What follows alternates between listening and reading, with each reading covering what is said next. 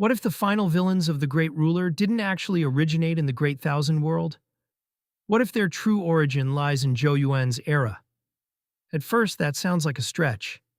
After all, only 3 novels are officially confirmed to be directly connected: Battle Through the Heavens, Martial Universe, and The Great Ruler. Xiao Yan and Lin Dong physically appear in The Great Ruler.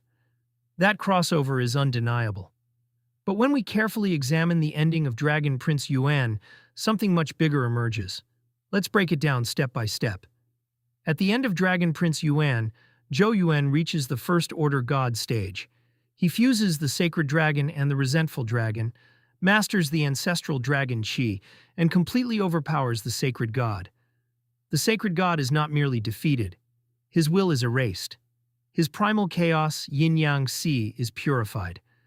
The Tianyuan World enters a new era, the God Yuan era. For most readers, this feels like a clean ending. The villain is gone, the sacred race is finished. But that is not what actually happens.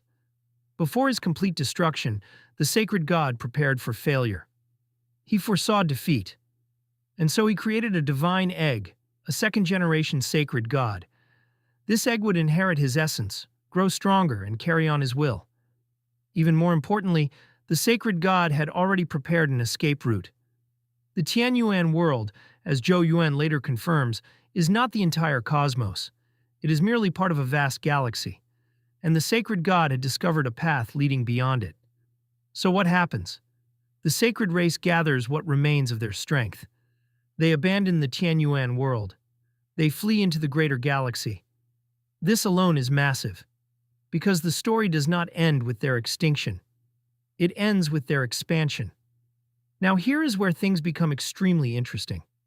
After escaping into the galaxy, the second-generation sacred god matures. He grows powerful. He commands fleets. He leads conquests. And during his rise, he makes a declaration. He states that the sacred race will no longer cling to the past. In the future, they shall be known as the Heretic Alien Race, and he himself will take a new divine title.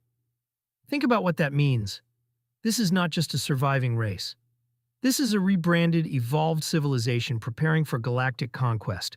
Now let's shift to the Great Ruler. In the Great Ruler, the primary antagonistic force of the Great Thousand World is known as the Fiend clans. They are also referred to as extraterritorial demons. And depending on the translation, sometimes they are described as the Heretic Race. Their supreme leader is the heavenly evil Monarch. He was born beyond the Great Thousand World. He is described as the son of a sacred god. He leads an alien race that invades and attempts to conquer the Great Thousand World. He wages an ancient war. Nearly half of the Great Thousand World falls under his control. He is sealed for 49,000 years by the Immortal Emperor. Then he breaks free and clashes with the Martial Ancestor, the Flame Emperor, and eventually Mu Chen. Now let's compare the structural elements carefully. In Yuan Zun, a god-tier sacred being creates a dominant race. That race enslaves the world. They are defeated. They flee into a greater galaxy. They rename themselves. They plan to conquer greater worlds. In the Great Ruler, an alien race invades from beyond a greater world. They are led by a being connected to a sacred god lineage. They seek to dominate and assimilate a powerful world. They wage ancient war. The parallels are not surface level. They are structural. Now let's address the translation issue, because this is important. In Chinese, the race names in both novels share overlapping terminology, especially the word Zhu. However, English translations vary.